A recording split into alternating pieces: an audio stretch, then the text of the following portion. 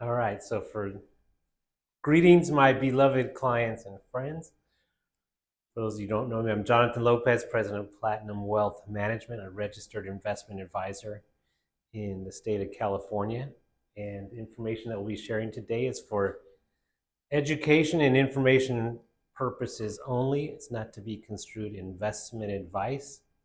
When we give investment advice, it's only after intimate understanding of the client's financial situation, including their investment objective, time horizon, and risk tolerance.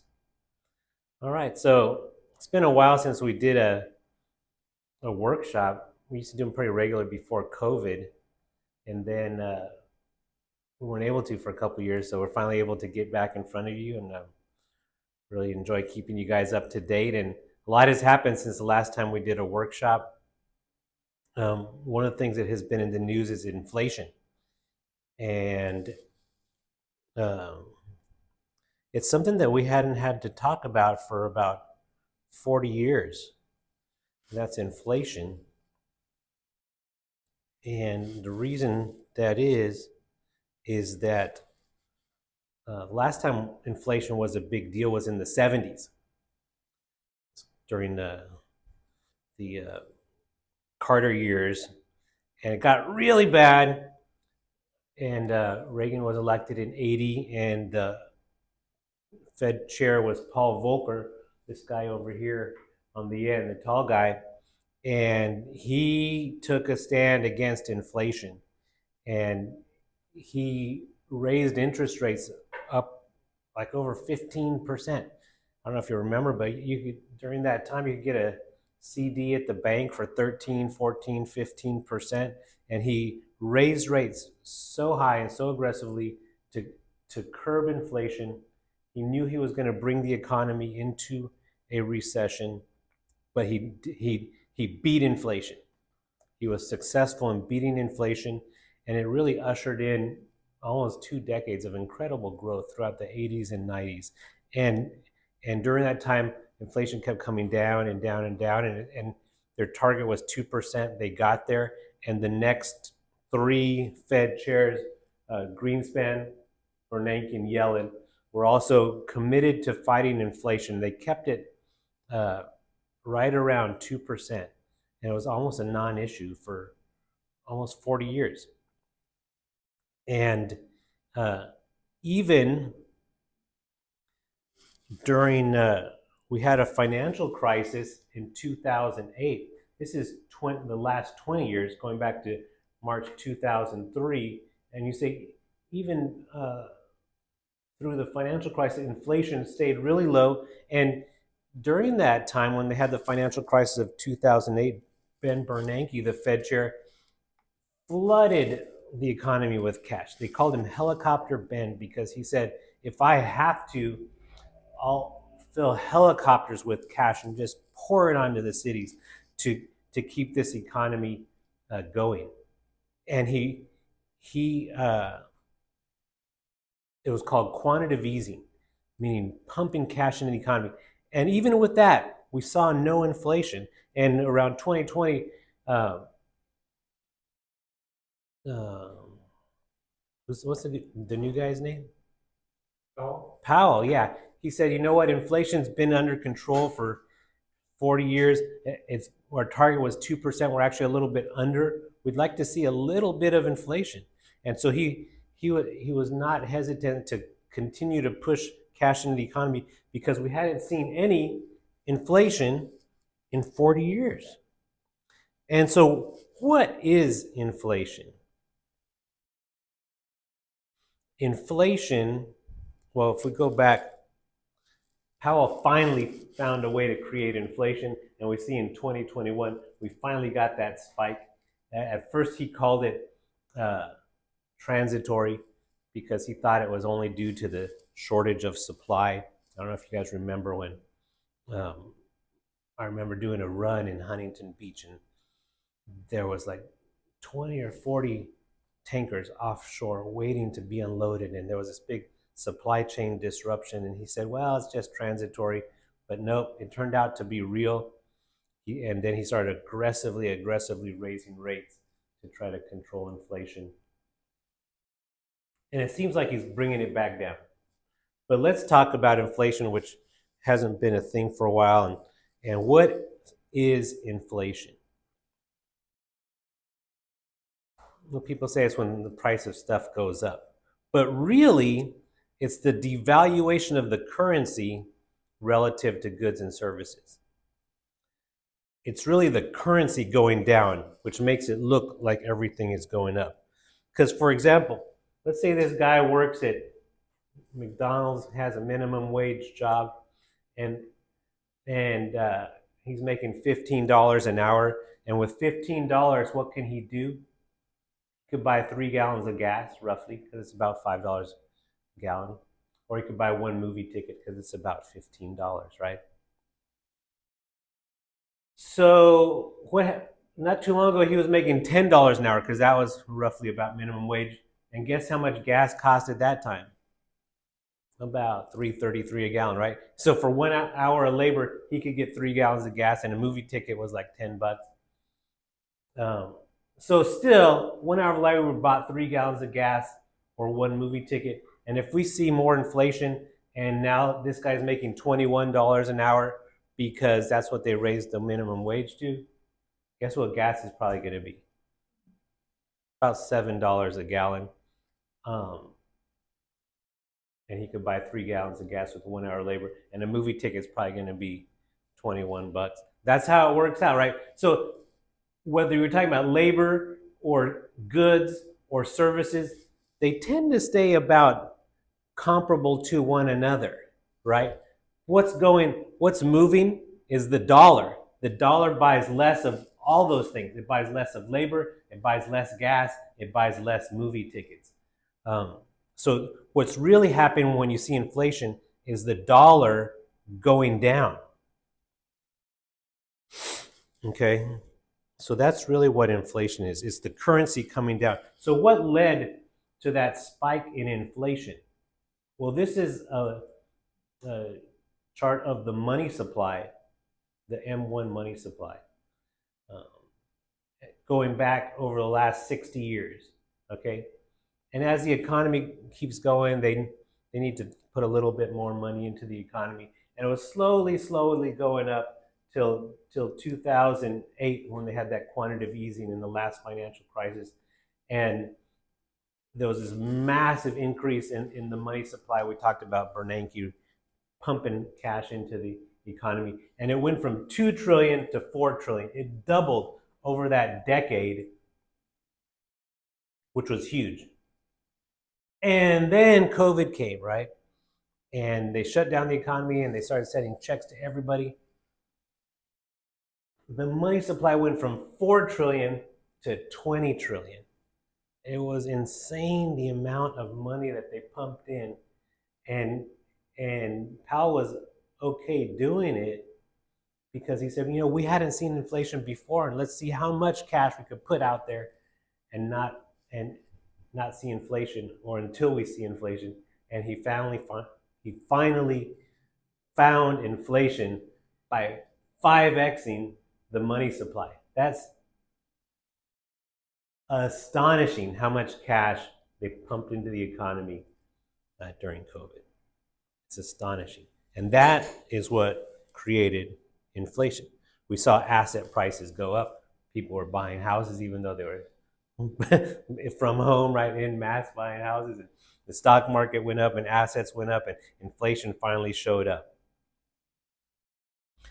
So why was inflation so low throughout the 2010s when they were pumping a lot of cash in? Obviously not at the same level, but they were also pumping a lot of cash into the economy. There were 3 things that worked in their favor that are anti-inflationary.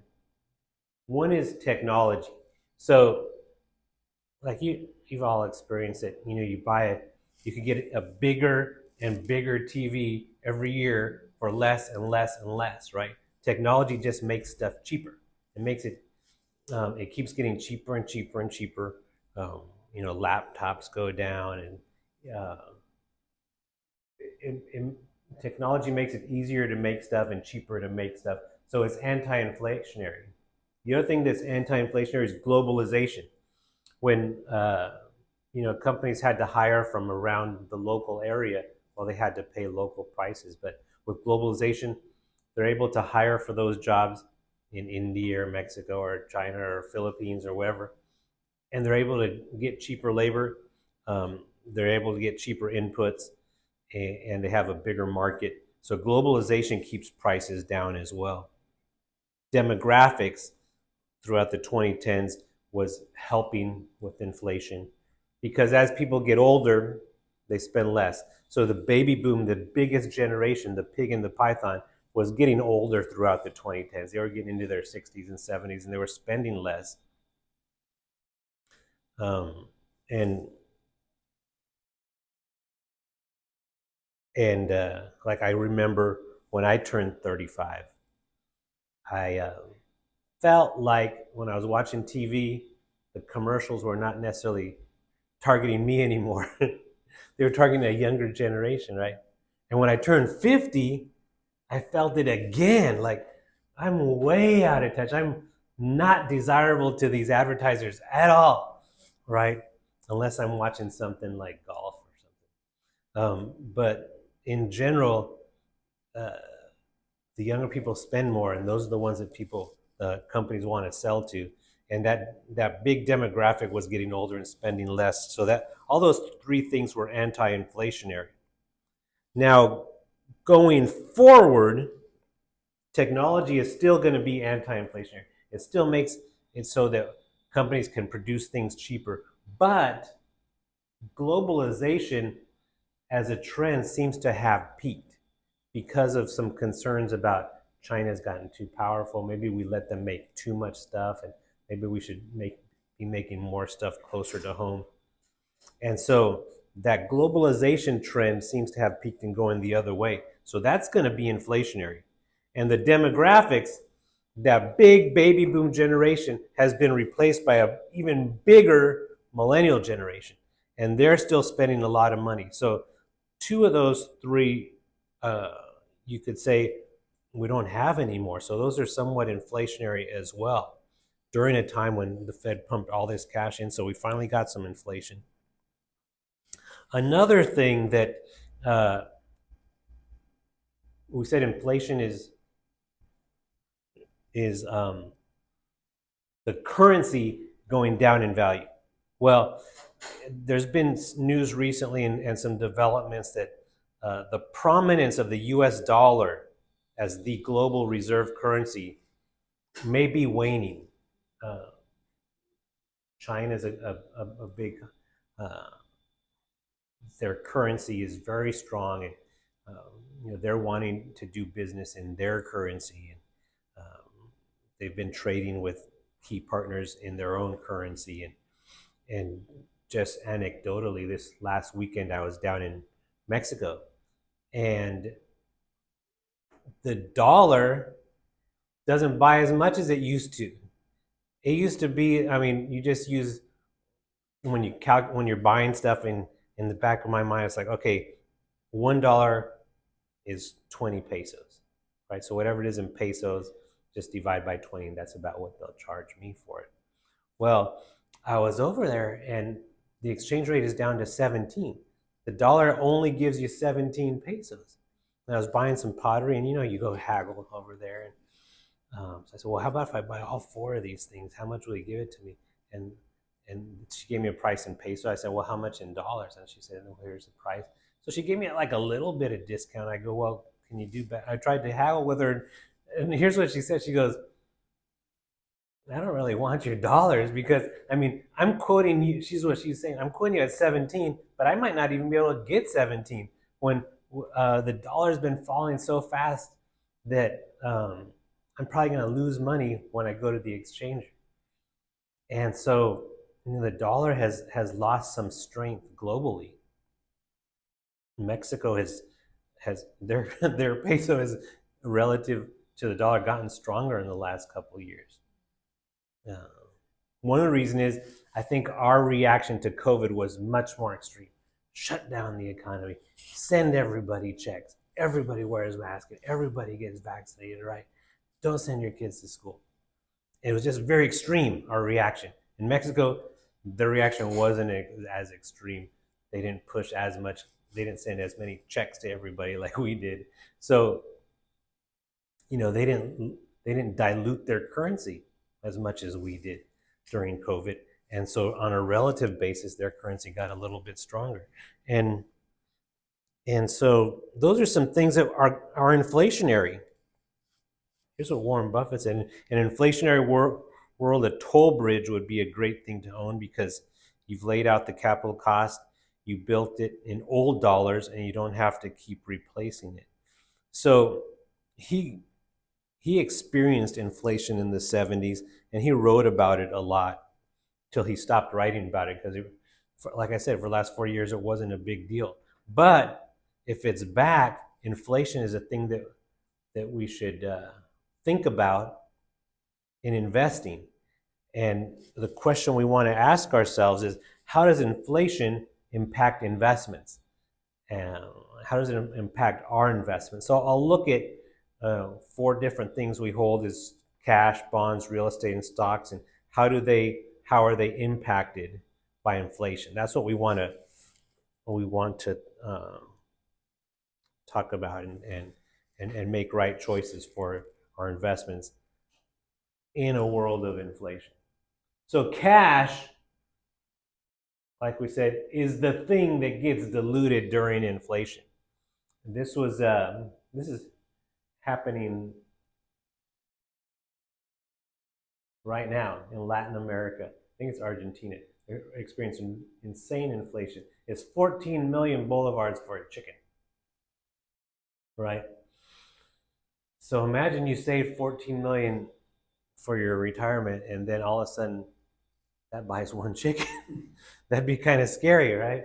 You felt like you were doing pretty good till inflation hit if you were holding just cash. That's how much to buy a chicken. That's how much to buy a roll of toilet paper. That's how much to buy some steak. Crazy, right? And it's not just a thing that happens in the third world. Sometimes we go traveling to different third world countries, and it's kind of fun to spend $60,000 or their money, 60,000 or whatever, on a meal or something. It's because that those countries have experienced inflation, but it's happened in England as well. It happened in Germany twice after they lost a war. Both times after they lost a war, they had extreme inflation. Here's 4.6 million marks for a loaf of bread. That was in 1923 in Germany. And I don't want to be the bearer of bad news, but we lost a war recently that we spent trillions of dollars on. And so, there's potential for inflation here. I'm not saying runaway inflation like this, but it still does have an impact on cash more than anything. This is real time in Zimbabwe. That's a guy going to buy bread.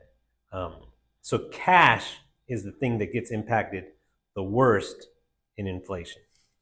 Assets hold up better. How about bonds? Bonds at least will pay you interest. But here's a $100,000 U.S. Treasury bond, and what the bond does, it will pay you interest.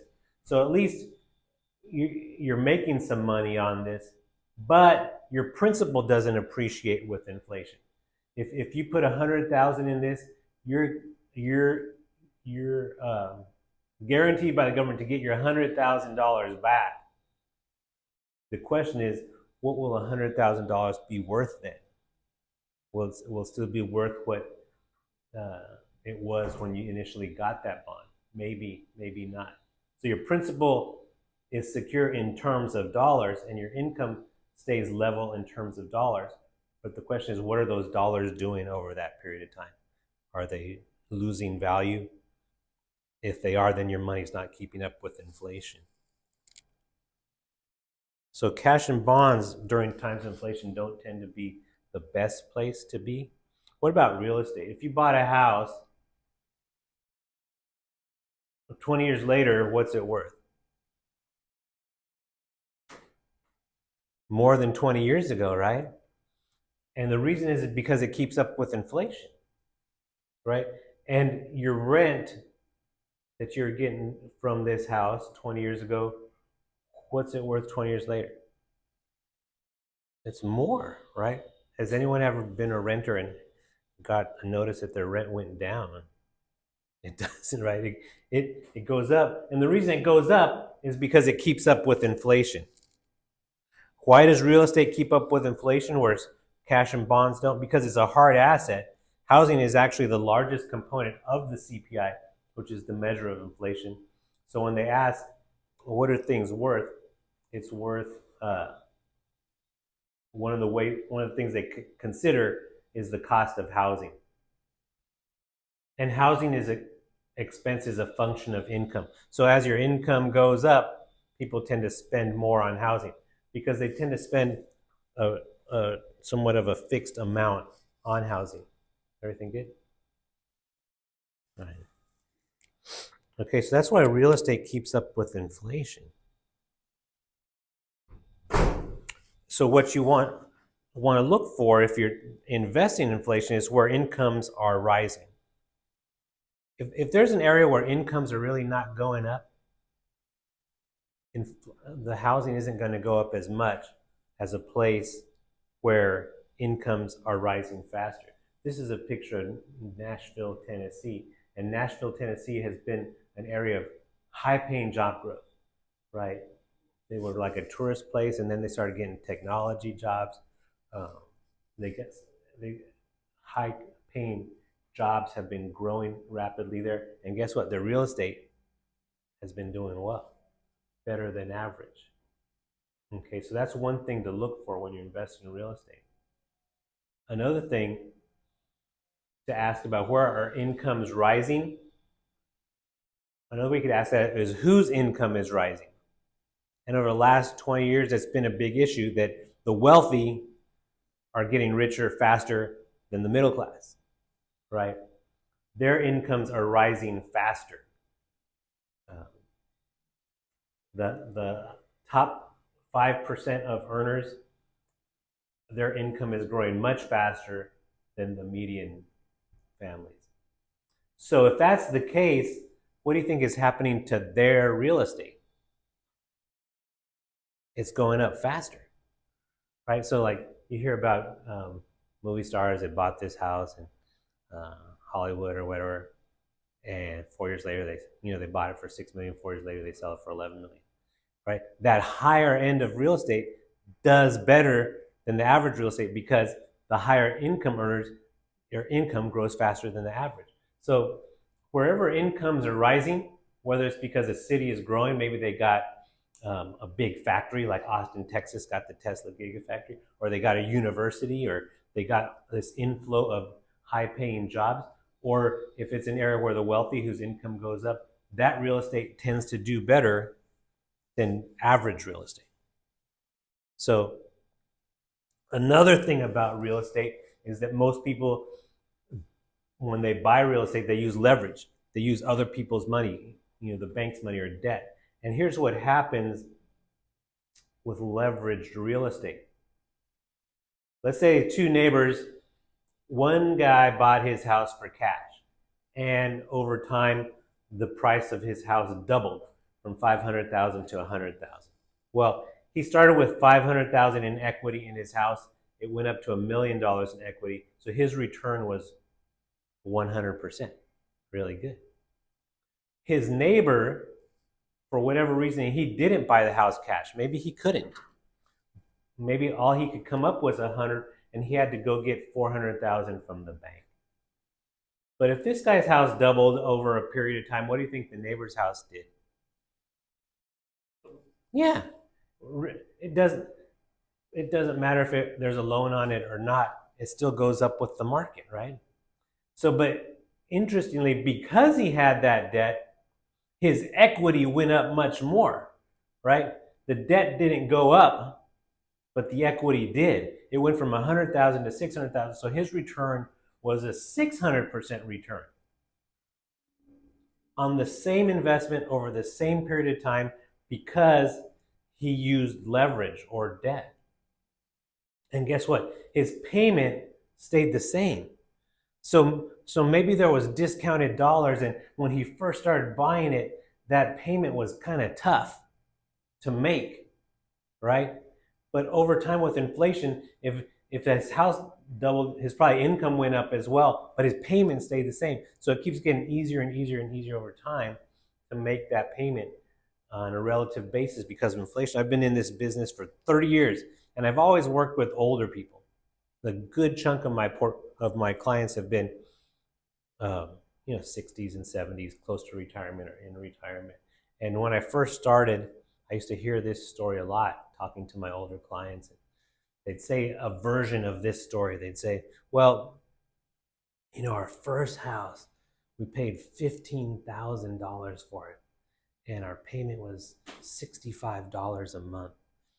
And we were so scared to sign the paperwork because we were like, how are we going to make that payment of $65 a month? I couldn't sleep at night because they were making $5,000 a year, and it wasn't that they were working at McDonald's or this is a guy with a college degree and a white collar job, but that's what it paid back then. And now that the house is almost paid off, and our payment is what we spend on dinner, over a period of time, or our house payment is less than our kids' car payment because that payment stays the same. The equity goes up. So yeah, leveraged real estate. Real estate in general, leveraged real estate works well in times of inflation. Inflation inflates the price of assets, but it deflates the cost of debt, right? So there's just one big debtor out there who, thinking about this, he might be okay with inflation. And that big debtor is who? The government. They owe trillions of dollars. So imagine if the dollar was deflated, they could pay that money back a lot easier if there was a lot of inflation, right? Assets like real estate hold up better to inflationary pressure than cash and bonds. The wealthy tend to fare better during inflationary periods because they own assets.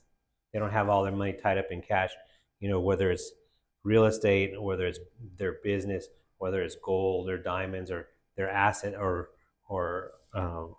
collectibles like jewelry or high-end autos.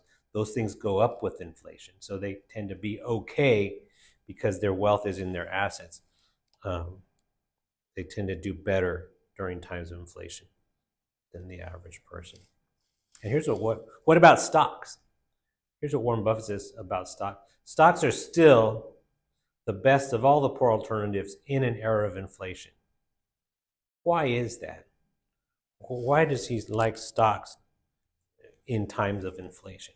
Well, two main reasons. Number one, good companies can raise prices to keep up with inflation. Right? Starbucks has been able to raise their prices as their costs go up. And guess what happened when they raised their prices? Nothing. People kept going, right? Because they need their Starbucks fix. And so what if it goes up 10, 20 cents? People are going to keep paying it. So good companies are able to raise prices and keep up with inflation. So if a Starbucks was $3 and they sold 1 million of them, they made 3 million. If they raise the price to $4 and they sell 1 million, they make 4 million. So their sales keep up with inflation, right? But not only are they able to keep their prices up with inflation, what's been happening to Starbucks over time, this is over the last 20 years, they also keep opening more stores, right? And good companies do that, which is different than, say, a house. Let's say you bought a 3-bedroom, 2-bath house 20 years ago. What is it today? It's a 3-bedroom, 2-bath house, right? It doesn't automatically add a room or turn into 2 houses. But Starbucks, they do. When you bought this stock, you had 7,000 companies. You had an interest in about 7,000 stores worldwide. Now you have an interest in 35,000 stores worldwide. And guess what? How did they make those additional stores? I've owned Starbucks stock, and they have never once sent me a letter saying, "Hey, Jonathan, we're opening up another 125 stores this year. We're gonna need a check from you." They don't do that, right? They just, from their cash flow, they're able to build more stores, right? Which would not be the case if I wanted to turn my 3-bedroom house into a 4-bedroom, get another Airbnb person in there. I'd have to write a check. I have to pull out my checkbook, and Starbucks doesn't have to do that. Home Depot, they didn't ask me for more money when they opened a new one. Disney, when they opened a new park, they didn't ask me for more money. Tesla, when they put those 2 big new factories in Austin and Berlin, they did not ask me to send them a check. So this is how stocks keep up with inflation. These good companies are able to raise prices, and they're growing their businesses over time. So over time, I'm owning more and more of that company, or it's getting bigger and bigger, and it keeps up with inflation. Okay. Another thing to look for, so we want to ask ourselves, what kind of stocks do we want to own? Those are the kind that are able to raise their prices, because not all of them are, and the kind that are growing the size of their business. Another thing that would be good to look for is companies that are raising dividends, with a history of raising dividends. Okay, here's an example. This is Lockheed Martin, and they've been raising their dividend every year a little bit for over 20 years. You see, they pay $3 a quarter. They used to pay $2.80. A year before that, they paid $2.60. And this has been the case that they've done every year for the last 20 years. So right now, if you own this stock, the dividend is 2.39%. If you owned it 10 years ago, your effective yield was 6.27 because you get an increase, right? So if you get a check from your bond every month because it pays interest, that stays the same for 20 years. If you get a check from Lockheed Martin every month, they give you a raise every year, right? And there are a lot of companies that do that. Here's an example of a portfolio of 20 companies from a variety of different industries. Lockheed Martin was one, Fastenal, Snap-on, UPS, Public Storage, Texas Instruments, Emerson Electric, Home Depot, Caterpillar, Chevron. They all pay a dividend, and they've all been raising their dividend little by little, right? So if you would have bought one share of each of these companies in 2003, it would have cost you $60. Okay. No, that's how much it would have cost you to buy one share. Oh, no. It would have cost you $298 to buy one share. It would have cost you $298 to buy one share of each of these 10 companies. And you would have gotten a dividend of $7.60. 20 years later, just owning those same shares, now you're getting a dividend of $60. So your income kept going up, keeping up with inflation. Oh, by the way, those 10 shares are now worth $2,224. So your principal kept up with inflation, and your income kept up with inflation. So right at that time, the average dividend yield of those 10 companies was 2.76. Right now, today, if you were to buy them, the average dividend is about 2.77 for someone buying it today. But for you who put in just under $300 and is getting $60, your dividend on your original money is now 20%. It's been going up. So that's a great way to keep up with inflation. And I had a client that she took my class, and she came up to me. She goes, "Jonathan, can you check out my account? I want you to get your opinion on it." And so she showed me her statement, and it had about 30 companies, and it was worth about $2.5 million. And she said, I just inherited this from my mom. And she started telling me the story about where this investment came from. She goes, yeah, there was three of us, me and my brother and my sister, and we each got a third. We each got 2.5. So mom had, when she died, had 7.5 million. And she said, mom didn't know anything about stocks. She didn't care to know anything about stocks. This was what she got when my dad died, 8 years earlier. So for 8 years, nothing happened to this portfolio. All the mom did was go to the mailbox and get her dividend checks. So the lady I was talking to, she was getting 75,000 a year from this. She said, all I want to do is keep collecting my dividends and give it to my kids. So that's a third of what mom was getting. So mom was getting 225,000, didn't do anything with this portfolio. And I looked through it, and it was 30 companies just like this. So I had never met the dad, but he was following similar principles to what we're talking about. And he built this portfolio for his family, and it was bulletproof. For 8 years, it was not touched, and it was still working just fine. When I looked at it, of those 30 companies, I recommended like 2 changes. Maybe swap this one out and that one. She goes, okay. And she did. And then 2 years later, she called me again and said, hey, will you look at it again? And I looked at it again. I said, maybe swap out this one. So when you find a good company like that that's paying dividends, you don't need to do that much. So over 12 years, someone looked at it twice and changed 3 companies, and it was doing just fine, right? So that's what we're talking about. And she's keeping up with inflation. If she lives another 20 years, that portfolio will probably come close to doubling twice. That 2.5 million will probably go to 5 and 10, and she could hand it off to her two kids. They'll get 5 million each and continue the process.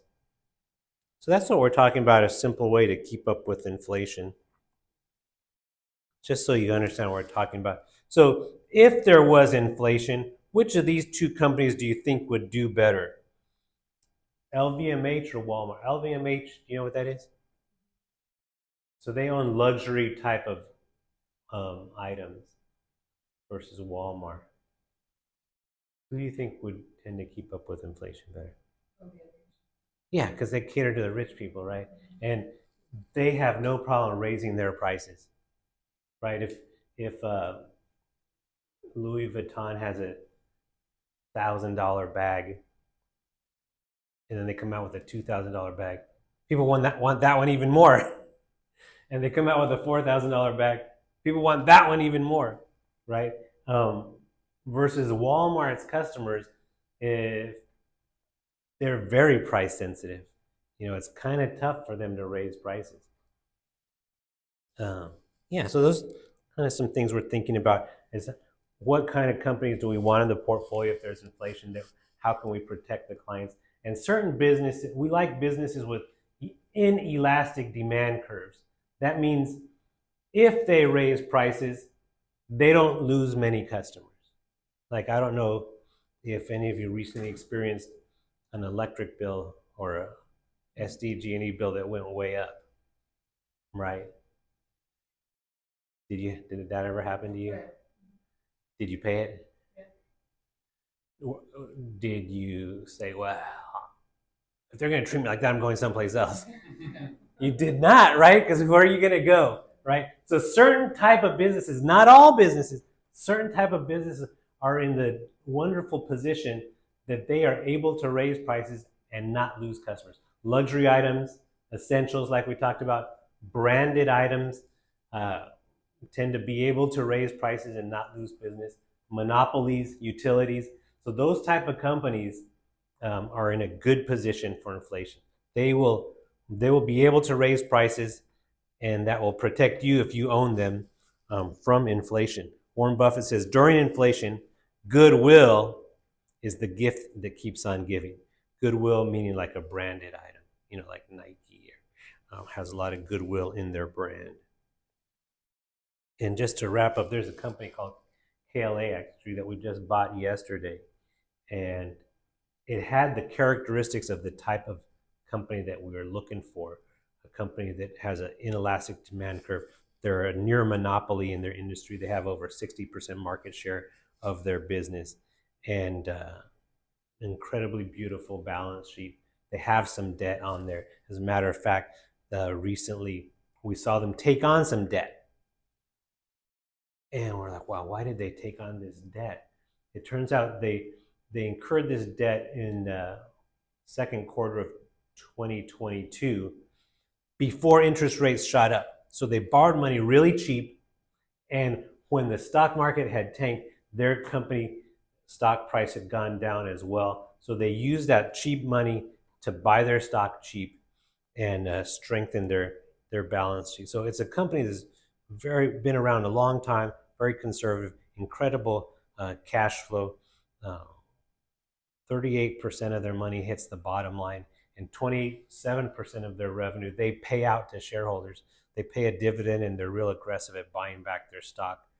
So that's a company that we believe will be able to protect our clients in times of inflation as they grow over time, as they've been doing over the last 20 years. So just to wrap up, how do the wealthy maintain their status through inflationary periods? Number one, don't panic. Number two, don't over allocate to cash. Number three, own high quality assets and include maybe perhaps a prudent use of leverage, right? And those type of things will tend to keep you keep your wealth ahead of inflation. I had a client that called me not too long ago, a while back. Said, Jonathan, I need to talk to you. Can you come over? And I said, yeah, sure. And she said, I was going through doing some house cleaning, and I found this, and it was a bag of money. She goes, and I totally forgot about it, but during the last financial panic, my husband got scared and he pulled all his cash out of the bank. And I go, well, it's a huge amount of money. I go, how much is it? She goes, I don't know. It's like over $500,000. I'm like, what? Yeah. She goes, I tried counting it, but it was just a lot of money. I don't know what to do, she said, because I can't spend it. I go, what do you mean? She goes, I go to I've gone to like the grocery store and whatever, and it's mostly hundreds, and they won't take them because it was old. It was like over 10 years old. It didn't have that little stripe in it, She said, they won't take it. I don't know what to do. I'm scared to go to the bank. And, I still had some connections with the bank, so I made a few calls, and we show up to the bank. I drive her to the bank with this big old duffel bag of money, right? And it took them a couple hours to count it. It was over $800,000, and so we got it in the bank for her. But what had happened over that decade that it was sitting in her I won't say where it was, but in her house, it was doing absolutely nothing for her. All it was doing was losing value. When he panicked and pulled it out, he probably could have bought 3 houses with that.